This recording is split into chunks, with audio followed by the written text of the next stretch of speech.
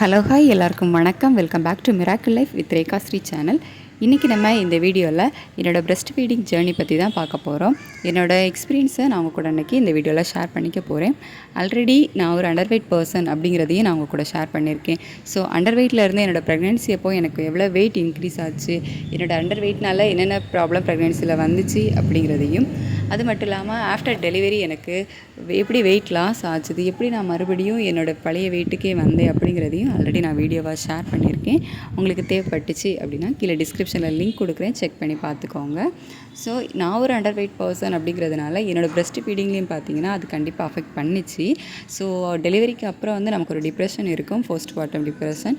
So அந்த post partum டிப்ரெஷனில் எனக்கு இதுவும் வந்து இன்க்ளூட் ஆச்சுது. எனக்கு எப்போ பிரெஸ்ட் ஃபீடிங் ஸ்டார்ட் ஆச்சுது அப்படின்னு பார்த்தீங்கன்னா ஆஃப்டர் டெலிவரி தான். என்னடா இப்படி சொல்கிறேன் அப்படின்னு பார்க்காதீங்க. எனக்கு தெரிஞ்சவங்களுக்கே வந்து டெலிவரிக்கு முன்னாடியே வந்து அவங்களுக்கு மில்க் சப்ளை வந்து ஸ்டார்ட் ஆகிருக்குது. ஸோ அவங்க வந்து என்கிட்ட ஷேர் பண்ணது அப்படி தான் பண்ணாங்க. அவங்களுக்கு பார்த்திங்க அப்படின்னா 8th மந்த் எண்ட் ஆகி 9th மந்த் ஸ்டார்ட் ஆகிறப்பவே அவங்களுக்கு மில்க் பார்த்திங்கன்னா கசி ஆரம்பிச்சிடுச்சு அப்படின்னு சொன்னாங்க. ஆனால் எல்லாருக்கும் அப்படி இருக்காது அப்படிங்கிறதைய வந்து என்கிட்ட சொல்லியிருந்தாங்க. எனக்கு வந்துட்டு பிஃபோர் டெலிவரி அந்த மாதிரி எதுவுமே இல்லை. ஆஃப்டர் டெலிவரி தான், அதாவது டெலிவரி ஆனதுக்கு அப்புறமா ஆப்ரேஷன் தான் எனக்கு வந்து சிசேரியன் தான் வந்து நடந்துச்சு. ஸோ அதெல்லாம் முடிஞ்சு அங்கே எல்லா ப்ரொசீஜரும் முடிஞ்சு என்னை வந்து ஐசியூக்கு வந்து மாற்றிட்டாங்க.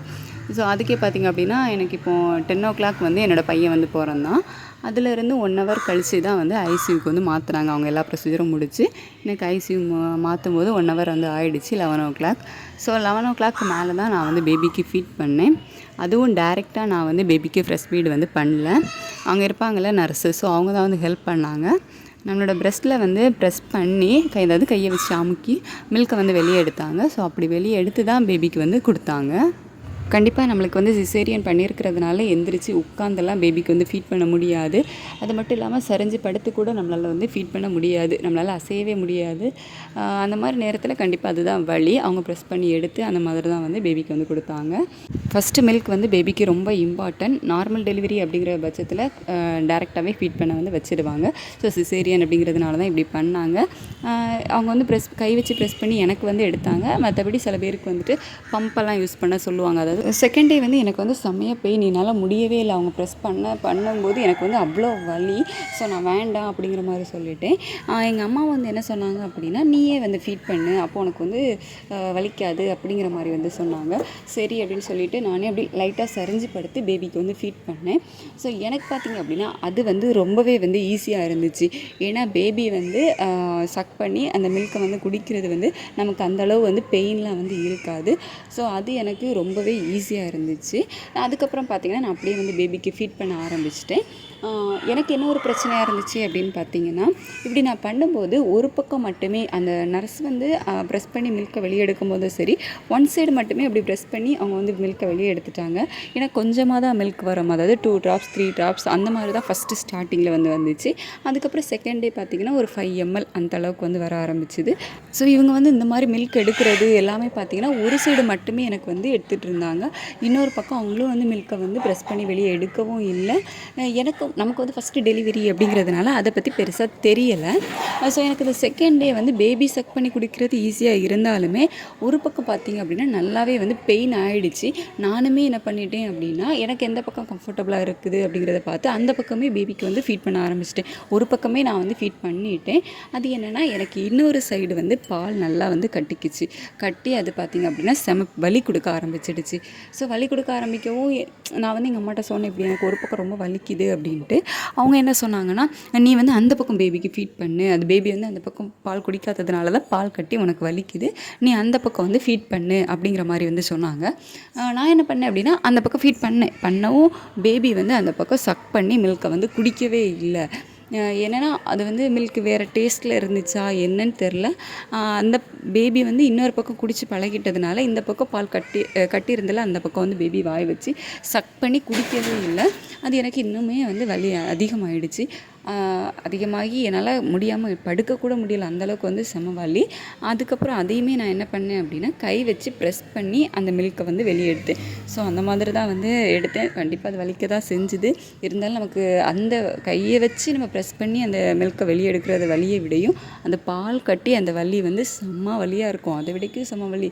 ஸோ என்னால் முடியவே இல்லை அப்படிங்கிற பட்சத்தில் நானே வந்து கை வச்சு ப்ரெஸ் பண்ணி அந்த மில்க்கை வந்து வெளியே எடுத்தேன். பட் என்னால் வந்து கம்ப்ளீட்டாக அந்த மில்க்கை வந்து வெளியே எடுக்க முடியலை.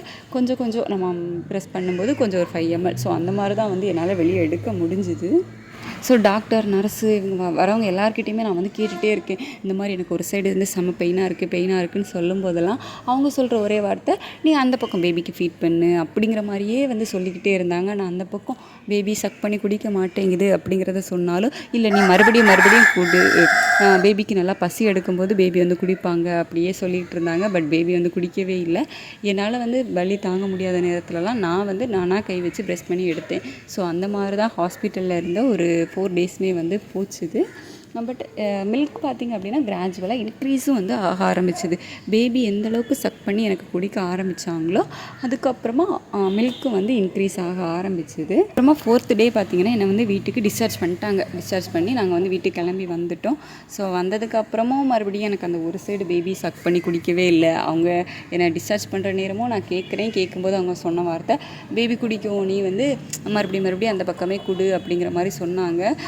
பட் பேபி வந்து குடிக்காமல் வயிறு நிறையாதில்ல, பசியில் பேபி அழதான் ஆரம்பிச்சுது.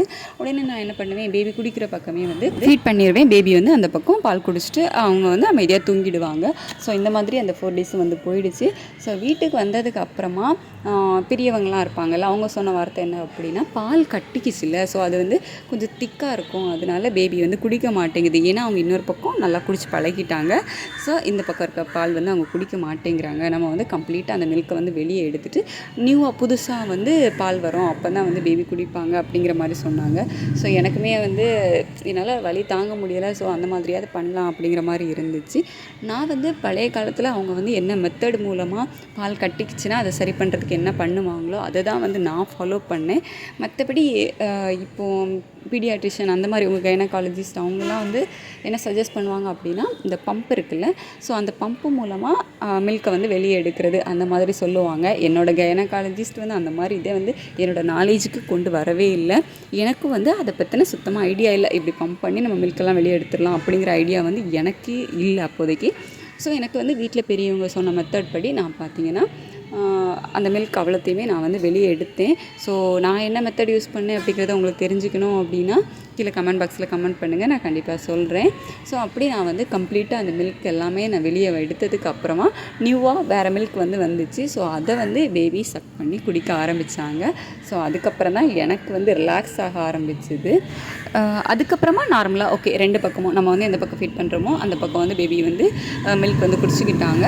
ஸோ 2 பக்கமும் மாறி ஃபீட் பண்ணணும். நம்ம வந்து பேபிக்கு ஃபீட் பண்ணும்போது ஒரே பக்கமே கொடுத்துட்ருந்தோம் அப்படின்னா இன்னொரு பக்கம் கண்டிப்பாக பால் வந்து கட்ட தான் செய்யும். ஸோ 2 பக்கமும் மாறி வந்து பேபிக்கு ஃபீட் பண்ணுங்கள். ஸ்டார்டிங்கில் பார்த்திங்கன்னா பேபிக்கு கொஞ்சமாக தான் மில்க் குடிப்பாங்க. ஸோ அதனால நமக்கு பேபி ஒரு பக்கம் பால் குடிச்சிட்டாங்க, இன்னொரு பக்கம் குடிக்கல அப்படின்னாலே கண்டிப்பாக நமக்கு அது லைட் பெயினாக தான் வந்து இருக்கும். ஸோ அப்படி உங்களுக்கு இப்போல்லாம் வந்து கொஞ்சம் உங்களுக்கு தெரியும்ல, இந்த பக்கம் பால் கட்டி இருக்குது, நமக்கு பெயின் இருக்குது அப்படிங்கும்போது அதை லைட்டாக ப்ரெஸ் பண்ணி வந்து வெளியே எடுத்துருங்க. இல்லைன்னா அது ரொம்ப கட்டி வலி கொடுக்க ஆரம்பிச்சிடும். இப்போ வந்துட்டு நிறைய மேனுவல் பம்ப், எலக்ட்ரிக் பம்ப் இந்த மாதிரி வந்து நிறைய இருக்குது.